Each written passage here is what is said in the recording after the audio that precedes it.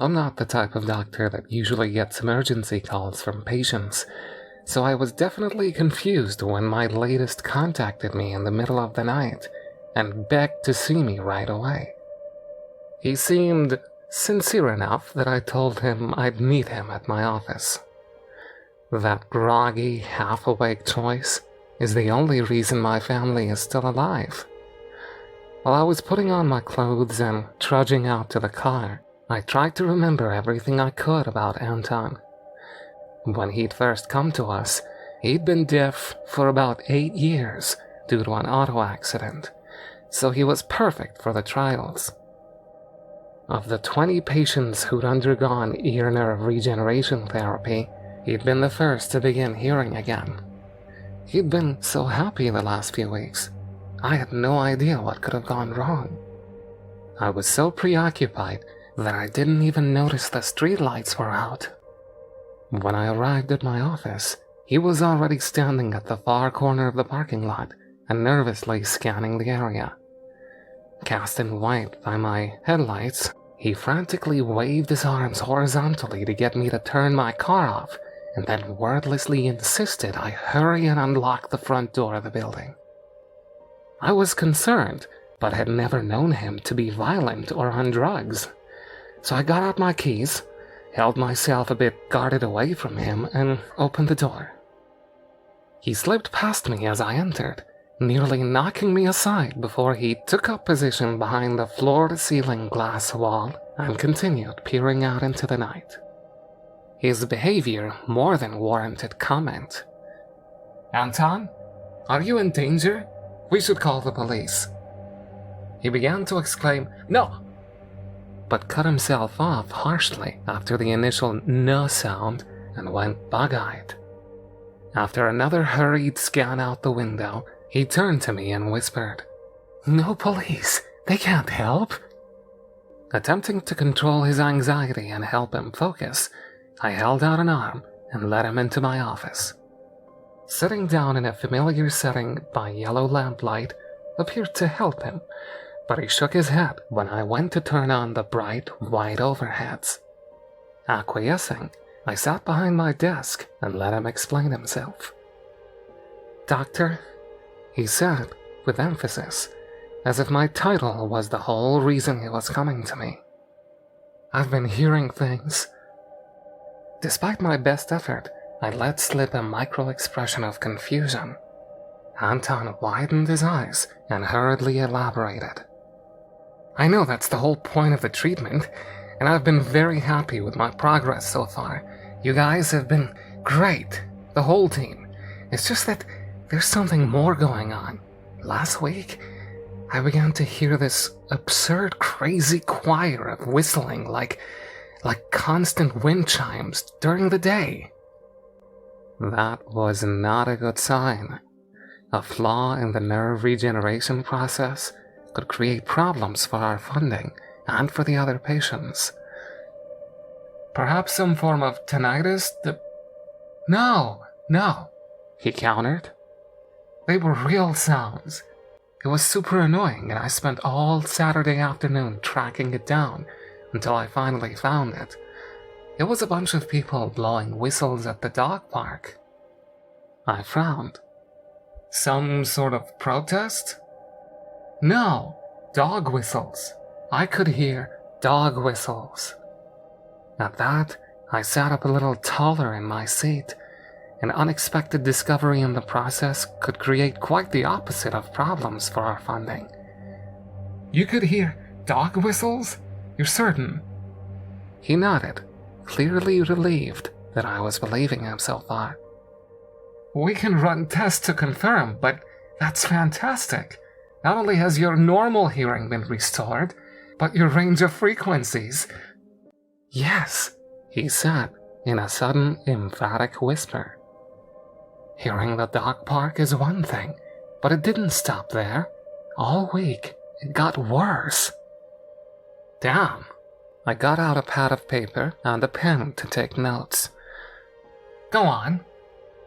Encouraged by that, he leaned forward in his chair and gripped the edge of my desk. "I first began to hear them on Monday. The Monday a few nights ago. Yes, I didn't know what it was, but I chalked it up to my better hearing and tried to ignore it that first night.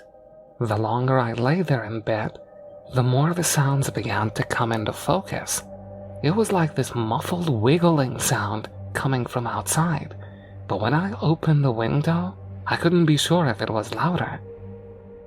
I wrote it down, but remained uncertain. It continued to get worse after that. He ran a hand back along his unkempt hair and sighed with relief at finally having his anxieties heard. Yeah, never during the day.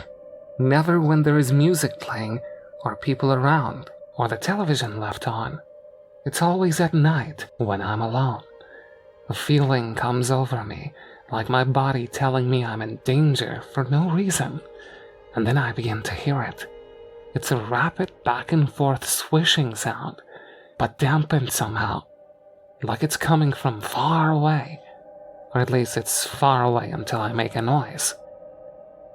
Until you make a noise? What, you think these sounds are responding to you somehow? I know they are, he insisted quietly. They're swimming around out there, looking for prey, like any living thing would be. See, that's what I figured out tonight, and that's why I called you. After spending every night all week listening to it, I finally got it. I'm hearing swimming sounds. They're all different too. A pulsing octopus, some fish maybe, sharks, or other ocean things that I hear when I finally sleep.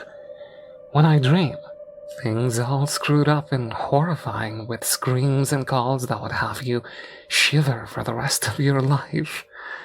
I looked a bunch up on Wikipedia, but the sight of them... As he trailed off into visible, rising anxiety, I stopped writing and held up a hand. Whoa, Anton. Let's just walk it back a step. If you think you're hearing swimming sea life, where is the ocean? He slowly raised his head to look me straight in the eyes. Behind his irises, a dark glare of sprouting madness burned. All around us, Doc. I began to reach for my phone, but he pulled a knife from under his shirt and held it forward. Breathing hard, he whisper-shouted, "Don't you do it! You hear me out. I'm not crazy. I tried to tell my friends. I tried to tell my folks. Everyone thinks I'm nuts. Just listen to me." This was the first time a patient of mine had gotten violent, but I knew the procedure. Okay, Anton, I'll listen.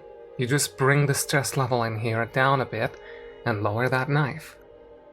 I'm not gonna drop it, he said, his gaze sharp. Just listen to me. Okay. He waited. I looked down at his knife and up at his face twice. Your pen and paper, he said. Right. I lifted them carefully, eyeing him for signs of quick movement. Here's my reasoning, Doctor. He finally continued, returning to calmer and more formal speech. I hear things swimming by all the time now. I try to stay where it's loud. The noise wards them off, like animals avoiding a boat. I went to a concert. I left the TV on. You know that feeling you get when you're all alone and you just want to run? Like something's chasing you out of the dark and you need background noise to feel safe? I gulped down an unhappy nod. Yeah? It's them, he whispered. They're out there, but you see, I've got a problem now. That lamp on your desk, it's got batteries, right? The small yellow lamp had been a gift. Yes? The rest of the world doesn't have batteries. The power's out in Los Angeles, New York, and here. They're coming for us. The power was out? I hadn't even noticed, because he'd shaken his head when I tried to turn on the overheads. There's no music, he said, with rising fear. There's no television to leave on. They're swimming freely all over the city. They're closer than ever, and I have no way to avoid them. He turned his head as if listening to some nearby noise. None of us do. They'll hear us. Something occurred to me that I figured might just save my life. Wait, so you hear wiggling sounds when you're alone and it's quiet? Yeah? He seemed momentarily hopeful at my question. It's your ears. I laughed. It all made sense.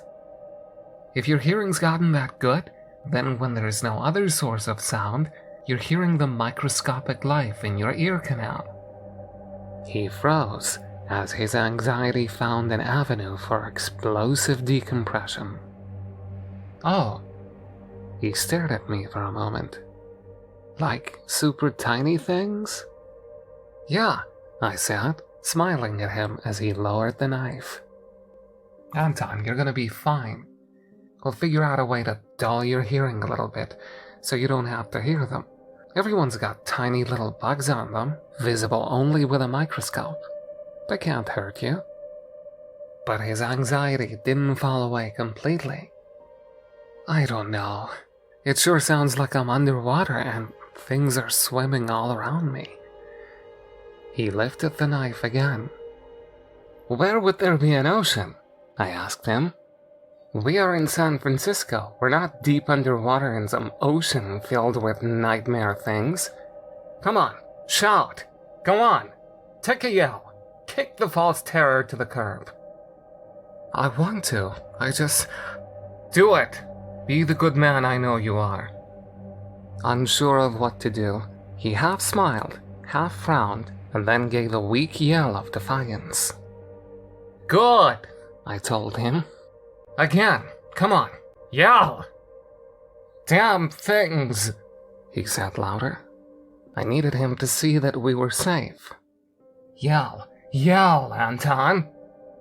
Damn things, you're not real, he shouted at the top of his lungs. I'm not afraid of... The next part has taken me a couple days to piece together memory by memory. There was an explosion of some sort, but lacking fire. The floor and the ceiling seemed to implode into each other, sending wood, brick, and glass shrapnel in every direction. My desk took much of the blast, but obviously since I'm still in the hospital, I didn't escape unscathed. Anton disappeared in an instant among the debris, but as I stumbled up the destroyed front half of the building, I saw no blood of any kind. He'd been entirely consumed. Staggering to my car in the parking lot, I turned and had one good solid look at the aftermath. I'd been wrong. He had not been hearing microscopic life in his ear canals. I knew I was wrong because before the rest of the building collapsed from the strain, I saw the shape of the attack that had done it. It was like looking at an apple after a bite. Absolutely and undeniably the result of massive, unseen jaws, big enough to take out half of a 2-story building in one crunch. He was right. They are out there, and we are pursued by unseen creatures in the night. When you're alone, when it's quiet, and when you get that feeling to run and hide and stay silent, listen to it. Just listen to it.